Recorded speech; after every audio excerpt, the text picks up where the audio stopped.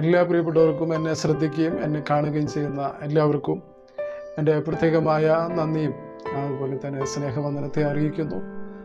നിങ്ങൾ പരമാവധി ഈ വോയിസ് നിങ്ങൾ പരമാവധി ഷെയർ ചെയ്ത് ഈ സുവിശേഷ പ്രവർത്തനങ്ങളിൽ പങ്കാളികളായി തീരണം എന്ന് പ്രത്യേകം നിങ്ങളെ ഓർമ്മപ്പെടുത്തുന്നു. ദൈവം നമ്മെ അതിനായിട്ട് ഓരോരുത്തരെയും ബലപ്പെടുത്തട്ടെ എന്ന് ദിവസത്തിൽ പ്രാർത്ഥിക്കുന്നു. അതുപോലെ തന്നെ ഇന്ന് നിങ്ങൾക്ക് ഒരു അനുഗ്രഹത്തിൻ്റെ, നന്മയുടെയും സമാധാനത്തിൻ്റെയും ഒരു ദിവസം ദൈവം തരട്ടെ എന്ന് ദൈവസന്നിധിയിൽ പ്രാർത്ഥിക്കുന്നു. ഇന്ന് എൻ്റെ ഹൃദയത്തിൽ പ്രകാശിപ്പിച്ചതായിരിക്കുന്ന 2 ചിന്തകൾ നിങ്ങളുമായി പങ്കുവയ്ക്കുവാനായിട്ട് ഞാൻ ദൈവസന്നിധിയിൽ ശരണപ്പെടുന്നു. പലരുടെ ജീവിതത്തിൽ എങ്ങനെ ആത്മീയമായിട്ട് മുന്നേറണം എന്ന് വളരെ ആഗ്രഹിക്കുന്ന, താല്പര്യമുള്ള ഒത്തിരി ആളുകളുണ്ട്. എന്നാൽ പലപ്പോഴും അതിന് തടസ്സമായി അവരുടെ ജീവിതത്തിൽ പല കാര്യങ്ങൾ, ചെറിയ ചെറിയ കാര്യങ്ങളാണ്. എന്നാൽ വേണ്ടത്ര നിലയിൽ മുന്നേറാൻ കഴിയാതെ തൃപ്തികരമല്ലാത്ത രീതിയിലൊക്കെ നമുക്ക് പലരെയും കാണുവാനായിട്ട് കഴിയും. ശരിയായ ഒരു അടിസ്ഥാനമുള്ള ദൈവവചനപ്രകാരമുള്ള കാര്യങ്ങളെ നാം മനസ്സിലാക്കിയാൽ നമുക്കറിയാം അത് വളരെ പ്രയോജനം ചെയ്യുന്നതാണ്. നമുക്കറിയാവുന്നതുപോലെ മണലിന്മേൽ അടിസ്ഥാനമിട്ട 2 ഭവനങ്ങളെക്കുറിച്ച് നമുക്ക് കാണുവാനായിട്ട് കഴിയും. 2 വ്യക്തികളെക്കുറിച്ച് അല്ലെങ്കിൽ 2 തരം ആളുകളെക്കുറിച്ചാണ് അവിടെ പറയുന്നത്. എന്താണ്? ഒന്ന് മണലിന്മേൽ പണിത വീട്, 2 പാറമേൽ അടിസ്ഥാനമിട്ടിട്ടുള്ള ഭവനം. ഈ 2 പ്രിയപ്പെട്ടവരുടെ ജീവിതത്തിൽ ഭവനത്തിൻ്റെ പണികളൊക്കെ നന്നായി നടന്നു, അതിൽ പാർക്കുവാനും ഇടയായി. എന്നാൽ സീസൺ മാറിയപ്പോൾ എന്താ സംഭവിച്ചത് എന്ന് പറഞ്ഞാലേ, വലിയ കാറ്റ്, മഴ, വെള്ളം ആർത്തലച്ച് കടന്നു വന്നപ്പോൾ മണലിമേൽ പണിത വീട് തകർന്നു വീഴുവാനിടയായിത്തു. എന്നാൽ പാറമേൽ അടിസ്ഥാനമിട്ടിട്ടുള്ള ആ ഭവനം നിലനിൽക്കുവാനായിട്ട് ഇടയായിത്തു. ഇത് ദൈവവചനത്തിന്മേൽ അടിസ്ഥാനമിട്ട് ശരിയായിരിക്കുന്ന ദൈവവചന പ്രകാരം അല്ലെങ്കിൽ ആ നിലകളിൽ മുന്നോട്ട് പോകുന്നുവെങ്കിൽ ഏതൊക്കെ വിഷയങ്ങൾ നിങ്ങളുടെ ജീവിതത്തിൽ ആർത്തലിച്ചാൽ, പലരുടെ ജീവിതത്തിലെ സ്വഭാവങ്ങൾക്ക് മാറ്റം വരുത്താൻ കഴിയാതെ, അല്ലെങ്കിൽ ദൈവവചനം എന്താണ് പറഞ്ഞിരിക്കുന്നത് അതിനനുസരിച്ച് ജീവിക്കാൻ കഴിയാതെ മുന്നോട്ട് പോകുന്ന അനേകരെ കാണുവാനായിട്ട് കഴിയും. അവർക്ക് ശരിയായിരിക്കുന്ന ABCD ഇത് അറിയുന്നുവെങ്കിൽ അവൾക്ക് വളരെ ഗുണം വരുവാനായിട്ടിടയായി. എന്നെ കേൾക്കുന്ന പ്രിയപ്പെട്ടവരെ, കള്ളൻ വരുന്നത് മോഷ്ടിക്കുവാനും അറുക്കുവാനും മുടിക്കുവാനുമാണ്. നമ്മുടെ ജീവിതത്തിലുള്ള എന്തെങ്കിലും നന്മകളുണ്ടെങ്കിൽ കള്ളൻ വരുന്നത് അവന് ദോഷമുള്ളത് അല്ലെങ്കിൽ നമുക്ക് ദോഷമുള്ളത് എടുത്തുകൊണ്ട് പോകുവാനല്ല. നമ്മുടെ കൈവശമുള്ള നന്മയായിട്ട് അനുഗ്രഹമായിട്ടുള്ള കാര്യങ്ങളെയാണ് കള്ളൻ കടന്നു വന്ന് മോഷ്ടിക്കുകയും അറുക്കുകയും മുടിക്കുകയും ചെയ്യുന്നത്. അപ്പോൾ കള്ളൻ്റെ ലക്ഷ്യം എന്ന് പറയും നമ്മുടെ ഉള്ള നന്മകളെ. ആത്മീയ ജീവിതം വലിയ സമ്പത്താണ്. ഏറ്റവും വലിയ സമ്പത്ത് എന്ന് പറയുന്നത് ആത്മീയ ജീവിതം നിലനിർത്തുക എന്നുള്ളതാണ്. പിന്നത്തേതിൽ നമുക്ക് നമ്മുടെ തലമുറകൾ, നമ്മുടെ ആരോഗ്യം, നമ്മുടെ സമ്പത്ത്, അങ്ങനെ ഒത്തിരി കാര്യങ്ങൾ നമുക്ക് നന്മയായിട്ടുണ്ട്. ആ നന്മയായിട്ടുള്ള കാര്യങ്ങളെ നമ്മൾ പോലും അറിയാതെ, മോഷ്ടിക്കുന്നവൻ നമ്മെ അറിയിച്ചിട്ട് ഒരിക്കലും മോഷ്ടിക്കുകയില്ല. മോഷ്ടിക്കുന്നവൻ അറിയാതെ, നമ്മൾ പോലും അറിയാതെ നമ്മുടെ നന്മയും നമ്മുടെ അനുഗ്രഹങ്ങളും നഷ്ടപ്പെടുത്തുവാനായിട്ടിടയായിത്തീരും. അതുകൊണ്ട് വളരെ ശ്രദ്ധിക്കുവാനായിട്ടിടയായി തീരണം. ഒരു ദുഷ്ടനായ പിശാച്, അന്ധകാര ശക്തികളും നമ്മുടെ നന്മയ്ക്കെതിരെ, നമ്മുടെ ഉയർച്ചയ്ക്കെതിരെ, നമ്മുടെ അനുഗ്രഹങ്ങൾക്കെതിരെ എന്ത് ചെയ്യുന്നുണ്ട്? ഇല്ലാതാക്കുവാൻ, കവർന്നു കളയുവാൻ, നമ്മെ ദുഃഖിപ്പിക്കുവാൻ, നമ്മെ വിഷമിപ്പിക്കുവാനൊക്കെ ആഗ്രഹിക്കുന്ന അന്ധകാര ശക്തികളുണ്ട് എന്ന് തിരുവചനം നമ്മെ പഠിപ്പിക്കുന്നു. നിന്റെ ജീവിതത്തിൽ ആരോഗ്യം നഷ്ടപ്പെടാം, തലമുറകളുടെ ബന്ധത്തിൽ നന്മകൾ നഷ്ടപ്പെടാം. അങ്ങനെ വിവിധമായ നിലകളിൽ ആരെങ്കിലും എന്നെ ശ്രദ്ധിക്കുന്ന പ്രിയപ്പെട്ടവരെ, അവരുടെ ജീവിതത്തിൽ ആത്മീകമായും നമ്മുടെ ജീവിതത്തിനകത്തും ഒരു സമാധാനവും ഒരു സ്വസ്ഥതയും ഒരു സന്തോഷം വരുത്തുന്നതാണ് ദൈവവചനപ്രകാരം നമുക്ക് ജീവിക്കുവാൻ കഴിഞ്ഞുവെങ്കിൽ. അപ്പോൾ അതിനെ അടിസ്ഥാനപരമായി നമ്മുടെ ജീവിതത്തിൽ അറിയേണ്ട ചില കാര്യങ്ങളാണ് ഇന്ന് നാം പങ്കുവയ്ക്കുവാനായിട്ട് ഇടയാകും.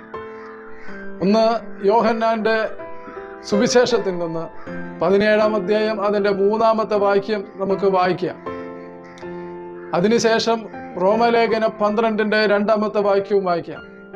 ഈ രണ്ട് ഭാഗത്തും ഒരു കാര്യം പറയുന്നത് ഇങ്ങനെയാണ്: നിത്യജീവൻ, പിതാവിനെ പുത്രനെയും അറിയുക എന്നതാണ് നിത്യജീവൻ. രണ്ടാമത്തേത് പറയും നന്മയും പൂർണ്ണതയും പ്രസാദമുള്ള ദൈവഹിതം ഇന്നതെന്ന് തിരിച്ചറിയേണ്ടത്. അപ്പോൾ രണ്ട് അറിവുകളെയാണ് ഇവിടെ പ്രതിപാദിക്കുന്നതായ വേദഭാഗങ്ങൾ.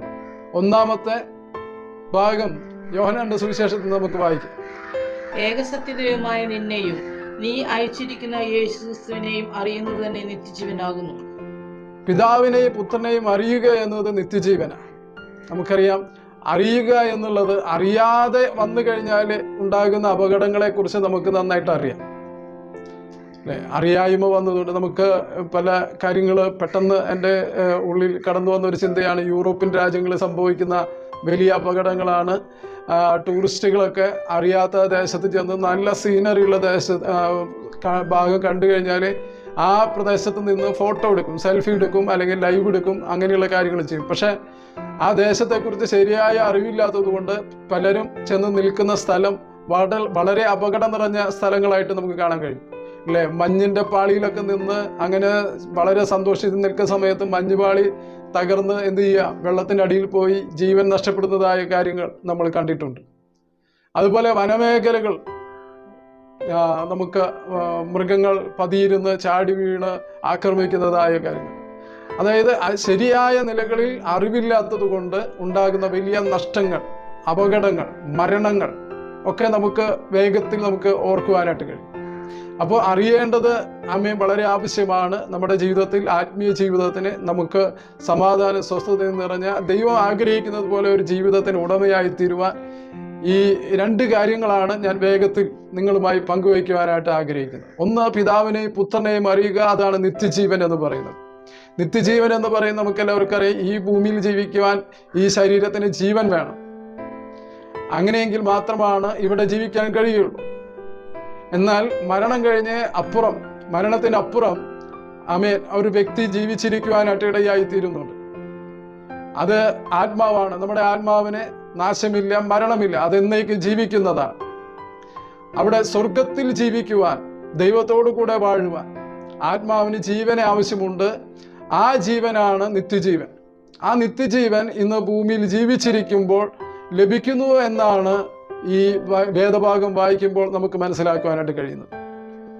ആത്മാവിന് നിത്യജീവൻ, അതായത് മരണത്തിനപ്പുറമുള്ളവരാ എന്നേക്കും ദൈവത്തോടു കൂടെ വാഴുന്ന ഒരു ജീവനാണ് നിത്യജീവൻ. അത് ആത്മാവിനെയാണ് ജീവിപ്പിക്കുന്നത്. അത് എപ്പോഴാണ് ലഭിക്കുന്നത് എന്നാണ് തിരുവചനം പറയുന്നത്. പിതാവായ ദൈവത്തെ, പുത്രനായ ദൈവത്തെ അറിയുമ്പോൾ അത് നമുക്ക് നിത്യജീവനെ നൽകി തരും എന്നാണ് പറയുന്നത്.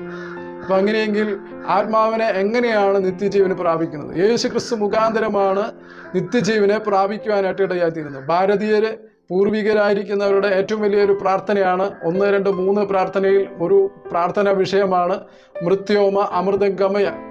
മരണത്തിൽ നിന്ന് എന്ത് ചെയ്യണം? നിത്യജീവനെ പ്രാപിപ്പാനായിട്ട് ഇടയായിത്തീരണം. അങ്ങനെ ഒരു വാഗ്ദത്തം ചെയ്തിരിക്കുന്ന ഒരു പുസ്തകമാണ്, അല്ലെങ്കിൽ യേശുക്രിസ്തുവിനെ ഭൂമിയിലേക്ക് അയച്ചിരിക്കുന്നത് മനുഷ്യരെ എന്ത് ചെയ്യാനാ? നിത്യജീവനെ നൽകി തരേണ്ടതിനാണ്. അതായത് പാപം ചെയ്യാത്ത ഒരു അനുഭവത്തിൽ ദൈവം ഒരുക്കിയിരിക്കുന്നതാണ് നിത്യജീവൻ. എന്നാൽ മാനവലോകം, മനുഷ്യർ മുഴുവനും പാപികളായി തീരുമ്പോൾ എങ്ങനെയാണ് നിത്യജീവനെ പ്രാപിക്കാനായിട്ട് ഇടയായിത്തീരുന്നത്? ദൈവം തന്റെ പുത്രനെ ഭൂമിയിലേക്ക് അയച്ചത് മാനവജാതിയുടെ മുഴുവൻ പാപങ്ങൾക്കും പരിഹാരം വരുത്തിയ ആ യാഗമുഖാന്തരം, ആ യാഗത്തിൽ വിശ്വസിച്ച് കർത്താവിനോട് പാപങ്ങളെ ഏറ്റുപറയുമ്പോൾ എത്ര വലിയ കഠിനമായ പാപങ്ങളായാലും, ആവർത്തിച്ച് ചെയ്യുന്നതായ പാപങ്ങളായാലും, ആ പാപങ്ങളെല്ലാം കർത്താവ് ഏറ്റെടുത്തത് കൊണ്ട്, അതിന് ശിക്ഷ അനുഭവിച്ചത് കൊണ്ട്, ആ പാപങ്ങൾക്ക് പരിഹാരം വരുത്തിയത് കൊണ്ട്, ആ കർത്താവിനോട് മാത്രം പാപങ്ങളെ ഏറ്റുപറയുമ്പോൾ കർത്താവ് നമ്മുടെ പാപങ്ങളെ സൗജന്യമായി ക്ഷമിക്കുവാനിടയായിത്തീരും. ആ പാപക്ഷമ ദൈവമുമ്പാകെ നമ്മെ വിശുദ്ധരാക്കി തീർക്കുവാനായിട്ട് ഇടയാകും. അപ്പോൾ യേശുക്രിസ്തുവിനെ ഭൂമിയിലേക്ക് അയച്ചത് നിത്യജീവനെ നൽകി തരേണ്ടതിനാണ്. ഒന്ന്, പാപമോചനം നൽകി തരും. ആ വ്യക്തിപരമായി ഓരോരുത്തരും കർത്താവിനോട് പാപങ്ങളെ ഏറ്റുപറഞ്ഞ് ദൈവസന്നിധിയിൽ വിശുദ്ധരായി തീർന്നു. പിന്നെയും നമ്മുടെ ജീവിതത്തിൽ ഈ യേശുക്രിസ്തു മാത്രം പറഞ്ഞിരിക്കുന്ന ഒരു കാര്യമാണ്, ഞാൻ നിങ്ങളുടെ ഉള്ളിൽ വസിക്കാം. ആരെങ്കിലും എൻ്റെ ശബ്ദം കേട്ട് വാതിൽ തുറന്നാൽ ഞാൻ അവരുടെ ഉള്ളത്തിൽ വസിക്കാമെന്ന് ദൈവത്തിന്റെ വചനം പറയുക. മനുഷ്യരെക്കാളും വലിയ ഉറപ്പുള്ളതാണ് ദൈവത്തിന്റെ വചനം. യേശു ക്രിസ്തു പറഞ്ഞിരിക്കുന്നതായ കാര്യം. ഈ പാപമോചനം പ്രാപിച്ച യേശുവിനെ ഹൃദയത്തിൽ സ്വീകരിച്ച കർത്താവിൻ്റെ ഹൃദയത്തിൽ വരണമെന്ന് പ്രാർത്ഥിച്ചാൽ ദൈവം നമ്മുടെ ഉള്ളിൽ വസിക്കുവാനിടയായിത്തീരും. ദൈവം ആത്മാവാകുന്ന ദൈവം നമ്മുടെ ഉള്ളിൽ വസിച്ച് അപ്പോൾ തന്നെ എന്ത് ചെയ്യുക? ദൈവത്തിൻ്റെ ആത്മാവ് ജീവിപ്പിക്കുന്നതാണ്.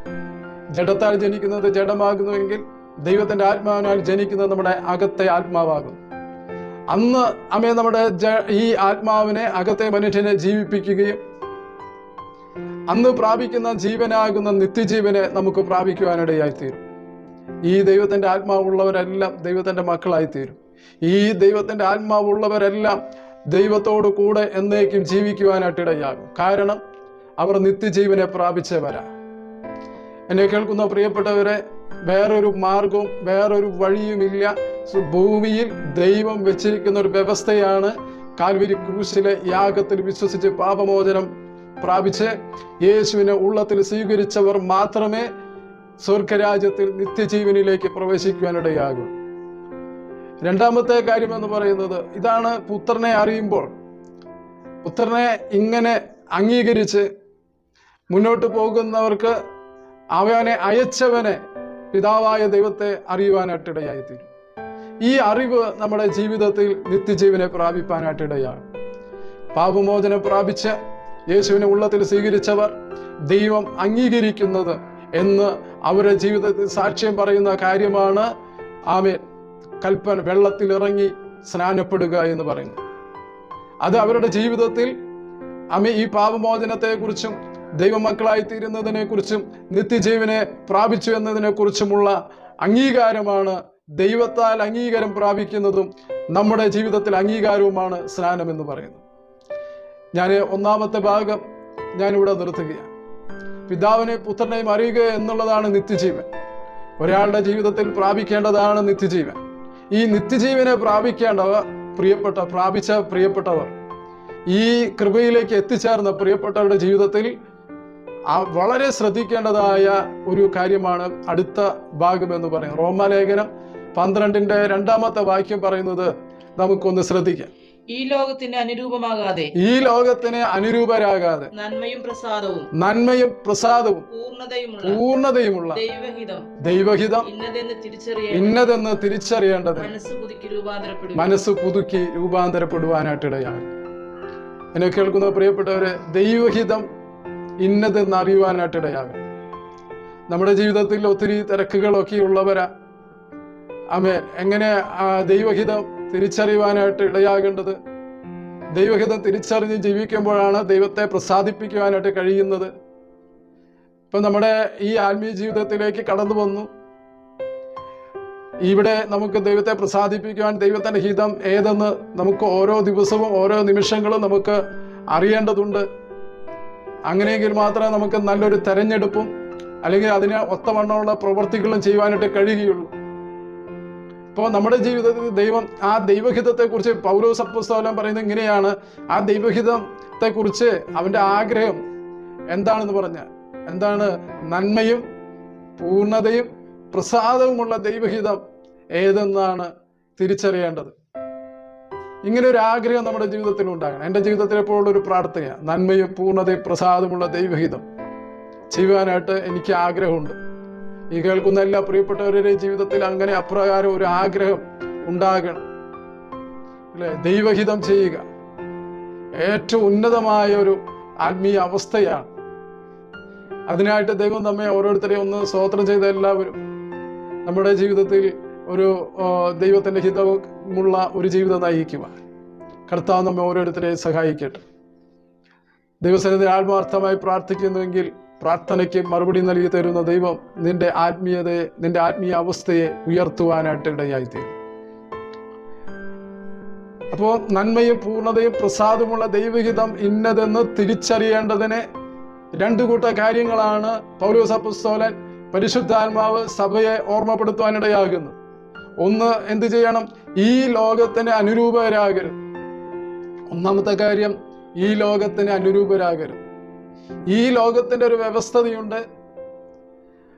അവിടെ നമുക്ക് ഈ ലോകത്തിൻ്റെ മാർഗത്തിൽ നമുക്ക് സന്തോഷിക്കാനായിട്ട് ഒത്തിരി കാര്യങ്ങളുണ്ട്. ഈ ലോകത്തോടുള്ള ബന്ധത്തിൽ നമ്മെ സ്വാധീനിക്കുന്ന പല ഘടകങ്ങളുണ്ട്, അല്ലേ?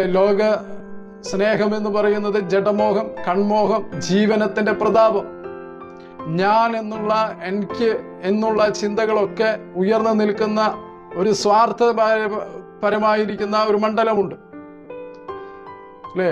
ജഡമോഹം, കൺമോഹം, കാണുന്ന ഭംഗിയുള്ള കാര്യങ്ങളെ കുറിച്ച് അതിൽ നമ്മളെ ഉടക്കി കിടക്കുന്ന തലത്തിലേക്ക് നമ്മുടെ ആത്മീയതയെ ഇല്ലാതാക്കുവാൻ ശക്തിയുള്ളതാണ് ഈ കൺമോഹം എന്ന് പറയുന്നത്. മൂന്നാമത് ജീവനത്തിന്റെ പ്രതാപം.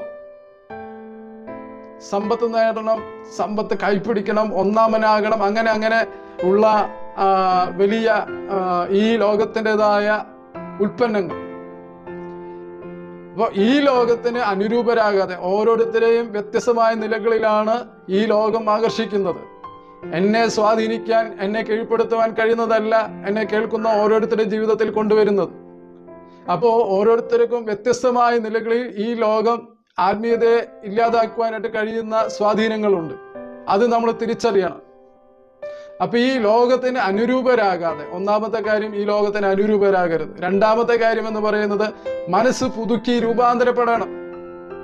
അപ്പൊ നമ്മുടെ വിഷയം എന്ന് പറയുന്നത് നന്മയും പൂർണ്ണയും പ്രസാദമുള്ള ദൈവഹിതം തിരിച്ചറിയണം. അതിന് ഒന്നാമത്തെ കാര്യം ഈ ലോകത്തിന് അനുരൂപരാകാതെ. രണ്ടാമത്തെ പറയുന്നത് എന്താണ്? മനസ്സ് പുതുക്കി രൂപാന്തരപ്പെടണം. നമ്മുടെ ജീവിതത്തിൽ വരുന്ന ചെറിയ പാളിച്ചകൾ, ചെറിയ വീഴ്ചകൾ, പാപ സ്വഭാവങ്ങൾ, ഇവയൊക്കെ എന്ത് ചെയ്യണം? കർത്താവിനോട് ഏറ്റുപറഞ്ഞ് നമ്മുടെ ജീവിതത്തിൽ രൂപാന്തരം വരണം അല്ലെ? മറ്റൊരു വാക്ക് നമ്മൾ എന്നും പറയുന്നതായ ഒരു കാര്യം എന്താണ്? മാനസാന്തരപ്പെടണം. മനസ്സ് പുതുക്കി രൂപാന്തരപ്പെടണം, രൂപാന്തരം സംഭവിക്കണം. ഏറ്റുപറഞ്ഞ് ഉപേക്ഷിക്കാൻ സമർപ്പിച്ചു കൊണ്ടുള്ള അനുതാപത്തോടെയുള്ള ഒരു പ്രാർത്ഥന നമ്മുടെ ജീവിതത്തിൽ ഉണ്ടെങ്കിൽ നമ്മുടെ ജീവിതത്തിൽ മാനസാന്തരപ്പെട്ട് ജീവിക്കുവാനായിട്ട് കഴിയും. മനസ്സ് പുതുക്കി എന്ത് ചെയ്യണം? രൂപാന്തരപ്പെടണം.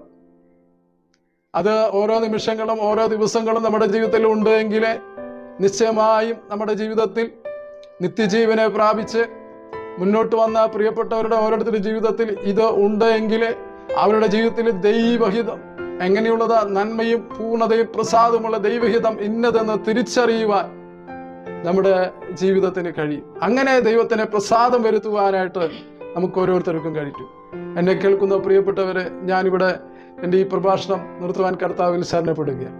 ഒന്ന്, പിതാവിനെ പുത്രനെയും അറിയുക. അതാണ് നിത്യജീവൻ എന്ന് പറയുന്നത്. പാപമോചനം പ്രാപിക്കുവാൻ കർത്താവിൽ നിന്ന് സൗജന്യമായി ഏത് സമയത്തും കർത്താവെ ക്ഷമിക്കണമേ എന്ന് പറഞ്ഞ് പ്രാർത്ഥിച്ച് പാപക്ഷമ പ്രാപിക്കുവാനിടയായി തീരണം. രണ്ടാമത്തേത്, യേശുവിന് ഉള്ളത്തിൽ കർത്താവെ എൻ്റെ ഹൃദയത്തിൽ വരണമേ എന്ന് പ്രാർത്ഥിക്കുവാനിടയായി തീരണം. അവരുടെ ജീവിതത്തിൽ ദൈവത്തിൻ്റെ ആത്മാവ് നിത്യജീവനെ നൽകി തരുവാനായിട്ടിടയാണ്. അവരുടെ ജീവിതത്തിൽ, ക്രിസ്തീയ ജീവിതത്തിൽ സ്നാനപ്പെടുവാനിടയാകണം. അവരുടെ ജീവിതത്തിൽ ഉണ്ടാകേണ്ടതായ ഒരു വലിയ ആഗ്രഹവും പ്രാർത്ഥനയുമാണ്, ഒരു ജീവിതമാണ് ദൈവത്തിൻ്റെ നന്മയും പൂർണ്ണതയും പ്രസാദമുള്ള ദൈവഹിതം തിരിച്ചറിഞ്ഞ് ജീവിക്കുവാനായിട്ട്. Praise the Lord. ഈ ലോകത്തിന് അനുരൂപരാകാതെ മനസ്സ് പുതുക്കി രൂപാന്തരപ്പെട്ട് മുന്നോട്ട് വരുന്നുവെങ്കിൽ നിശ്ചയമായും നമ്മുടെ ജീവിതത്തിൽ ഒരു അനുഗ്രഹമായി തീരും. എന്നെ കേൾക്കുന്ന പ്രിയപ്പെട്ടവർ, നാം ആദ്യം പറയുവാനായിട്ട്